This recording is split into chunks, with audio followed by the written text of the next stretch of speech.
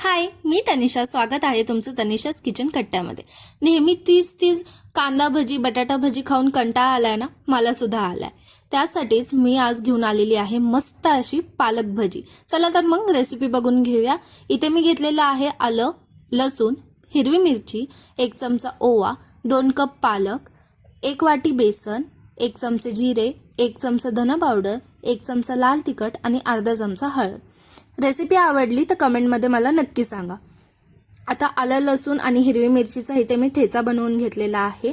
एका बाउलमध्ये मी पालक ॲड करून घेतेय.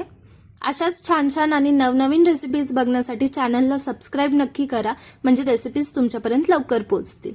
आता ह्यामध्ये चवीनुसार मीठ घालून घेऊया. पालकामध्ये मीठ हे थोडंसं कमीच घालायचं असतं. आता मीठ आणि पालक नीट मिक्स करून घ्यायचं आहे आपल्याला. त्यानंतर आता मी ह्यामध्ये ॲड करते बेसन.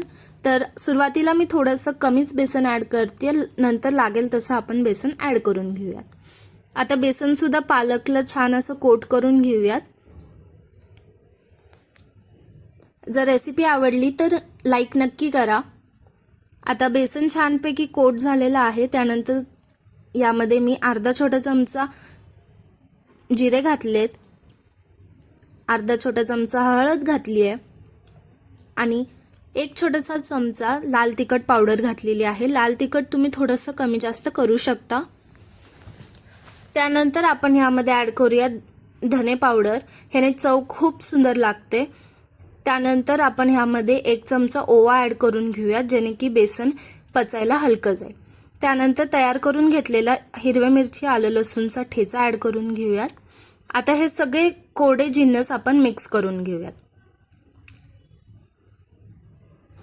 अजून तुम्हाला कोणकोणत्या नवनवीन रेसिपीज बघायच्या असतील तर मला कमेंटमध्ये नक्की सांगा. मी लवकरात लवकर तुमच्यापर्यंत घेऊन येईल. चला तर मग आता हे छान असं मिक्स करून घेतलेलं आहे मी. अजून थोडंसं नंतर बेसन आणि पाणी मी ॲड केलं होतं बाइंडिंग पुरती. आता तेल कडकडीत तापवून घेतलेलं आहे मी. 1 छोटा तुकडा मी टाकून बघितला आणि चेक केलं. तेल माझं छान तापलं होतं. मग मी ह्यामध्ये सगळे भजी सोडून घेतल्या. तेल तापलं कसं हे कसं चेक करायचं, तर 1 छोटा तुकडा आधी सोडून बघायचा. त्याला छान अशा बुडबुड्या आल्या की समजून घ्यायचं की आपलं तेल भज्यांसाठी छान असं तापलेलं आहे. मग सगळे भजी आपण सोडून घेऊया. तर भज्यांना सारखं हलवायचं नाही. एकदा सोडल्यानंतर 2 ते 3 वेळाच हलवून घ्यायचं आहे आपल्याला. मी भजी इथे खूप मोठे पीसेस नाही सोडलेले, छोटे छोटेसेच एका बाईटला होतील असेच सोडलेले आहेत. तर इथे तुम्ही आता बघू शकता माझ्या भजी छान अशा भाजून झालेल्या आहेत. सुरुवातीला गॅसची फ्लेम थोडीशी हाय ठेवायची आणि नंतर लो फ्लेमवरती भजी छान अशा क्रिस्पी होईस्तोपर्यंत फ्राय करून घेऊया. तर तयार आहेत आपल्या मस्त अशा कुरकुरीत पालक भजी.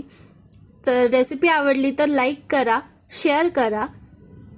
थँक्यू.